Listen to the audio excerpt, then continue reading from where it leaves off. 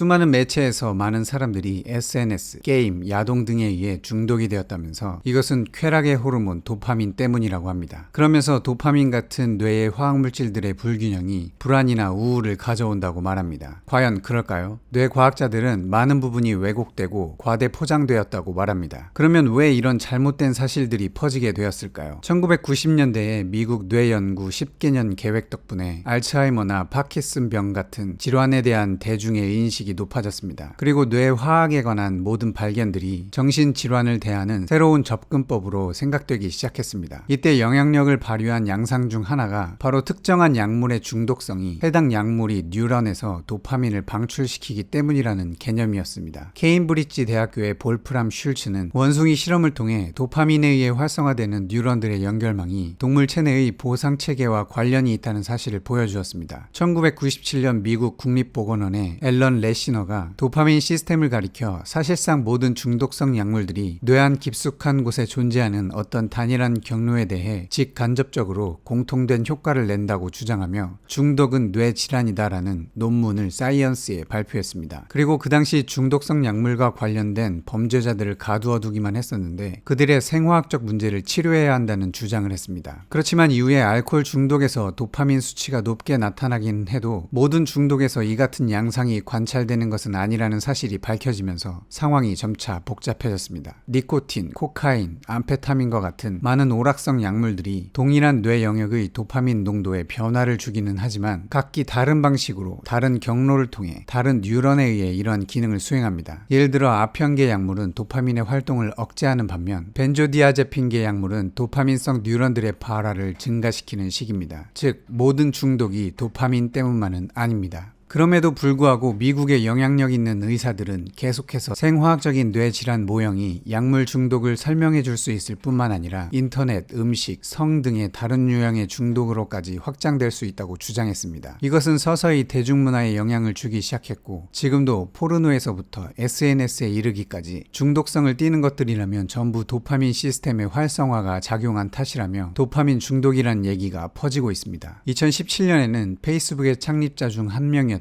쇼 파커가 자신들은 웹사이트를 중독성 있게 제작했다면서 사람들에게 도파민을 놓아주고 있다고 말했습니다. 그러나 뇌 과학자들은 이것은 말도 안 되는 이야기라고 말합니다. 이런 흐름을 부추긴 연구로 당시 비디오 게임을 하는 실험 참가자들의 뇌에서 도파민이 방출되었다고 보고한 연구가 있었는데 단 8명만을 대상으로 한 실험이었을 뿐만 아니라 실험에서 관찰된 효과가 컴퓨터와 상호작용함에 따라 야기된 것이라는 그 어떤 증거도 없다는 비판을 받았습니다. 이후에도 관련된 여러 가지 연구들이 있었지만 오로지 도파민 시스템에 의해서만 중독 현상이 생겼다는 명확한 증거는 없습니다. 도파민 연구의 세계적 권위자인 볼프람 슐츠의 말에 의하면 심지어 도파민성 뉴런의 활성화가 쾌감을 생성한다는 사실조차도 분명하지 않습니다. 즉 모든 중독 행동이 도파민 탓이라는 것은 잘못된 생각이란 말입니다. 뇌 과학자들은 저마다 다른 중독 행동들이 서로 유사해 보이고 비슷하게 느껴질지라도 그 밑바탕에 있는 작용 원리는 각각 다르다고 설명합니다. 그리고 정신건강의 문제의 원인을 뇌 기능이나 화학적인 측면에서 설명하는 것은 상당히 복잡하고 어렵다고 합니다. 즉 정신건강 문제의 원인과 치료 방안에 대한 현대 과학의 이해도는 아직도 불분명하다는 말입니다. 게다가 현재는 도파민이 쾌감을 느끼게 하는 것 이외에 여러 가지 역할을 한다는 것이 밝혀졌습니다. 도파민에 의해 활성화되는 뉴런들은 보상이 기대될 때 활성화되기도 하지만 혐오성 자극의 부호화를 조절하는 역할을 담당하기도 합니다. 만약 혐오성 자극을 비롯하여 예상했던 자극이 주어지지 않는다면 도파민 뉴런은 이를 신호화하여 알리는 데에도 관여하는 것입니다. 한 연구에서 실제 전쟁에 참가했던 군인들이 전쟁 소리를 다시 들었을 때 고통스러움과 회피감을 느꼈는데 이때에도 도파민이 관여했습니다. 또 고뇌에 찬 유족이 죽은 가족의 사진을 보면 보상 경로를 통해 도파민의 활성도가 증가된다는 연구 결과도 있습니다. 이것은 확실히 쾌락이나 즐거움이라는 표현을 하기 어려운 경우입니다. 또한 도파민 시스템은 사건의 순서를 인식하고 이에 맞추어 시냅스에서의 활동을 증강시키거나 억제시킴으로써 학습의 밑거름이 되는 자극과 보상 혹은 처벌 사이의 시간적 관계도 탐지합니다. 도파민은 음식, 섹스, 금전 등에서 기분이 좋을 때 분비되지만 우리가 기대하는 보상을 얻는데 실패해도 분비됩니다. 사실 도파민은 뇌에서 이 밖에도 많은 기능을 가지고 있습니다. 운동 제어, 학습, 기억, 주의, 기분 조절 및 의사결정에 이르기까지 많은 것에 관여합니다. 그리고 대부분 그 효과는 그것이 작동하는 뇌의 경로도 다릅니다. 즉 도파민은 움직임 조절을 포함해 여러 기능을 하고 뇌의 많은 기능에 작용하며 그중 일부만 보상에 관련되어 있다는 말입니다. 도파민은 실제로 중독에 관여는 하지만 쾌감 화학 물질은 아닙니다. 많은 사람들이 아직도 중독 행동과 같은 정신 문제를 뇌에서의 화학 물질 불균형 때문으로 생각하고 있습니다. 그래서 정신과 의사가 환자의 뇌의 화학 물질의 농도를 측정할 수 있고 약으로 이것을 고칠 수 있다고 잘못 알고 있습니다. 사실은 여러 신경 전달 물질의 적정 농도가 얼마인지 아무도 모릅니다. 뇌에서 화학물질의 농도는 유전적 취약성, 스트레스, 생각하는 습관, 사회적 여건 등 서로 상호작용하는 복잡한 회로의 한 요소일 뿐입니다. 다시 말해 화학물질의 농도는 정해진 농도가 없다는 말입니다. 많은 매체들은 사람들의 이목을 끌기 좋은 주제인 쾌감의 화학물질 도파민을 오랫동안 이용해왔습니다. 우리는 모든 중독의 원인을 도파민으로 규정하고 잘못된 치료적 접근을 하게 되는 것을 유의해야 합니다. 그리고 하나의 특정한 뇌 화학물질로 정신장애를 설명하는 것은 비현실적이라는 것을 유념하고 이렇게 지나치게 단순화하는 것도 유의해야 합니다. 안타깝게도 현재로서는 중독에 대한 단일한 설명과 단일한 치료제가 없습니다. 중독 행동을 벗어나기 위해서는 개인의 경험과 환경에 따라 다른 접근을 시도해야 합니다. 뇌는 우리의 과거 경험과 신체 상태 그리고 주변 환경과의 상호작용 등을 통해 우리의 정신 건강을 유지합니다. 따라서 중독 행동의 자극과 신호가 없는 환경으로 변화시키는 것이 중요합니다. 현대인들은 과거에 비해 스스로를 해하는 자극과 신호들이 많은 세상에 살고 있는 것 같습니다. 어쩌면 중독에서 벗어나려고 할수록 원치 않는 자극이 될 수도 있으니 좋은 자극과 신호가 많은 환경을 만드는 것에 주의를 기울이는 것이 좋지 않을까 생각해 봅니다. 여러분은 어떠신가요? 혹시 중독에서 벗어난 경험과 노하우가 있다면 댓글로 공유해 주셔서 댓글을 보는 분들에게 도움이 되었으면 좋겠습니다. 도움이 되는 지식만 받아들이시고 도움이 되었다면 구독과 좋아요 부탁드립니다. 감사합니다.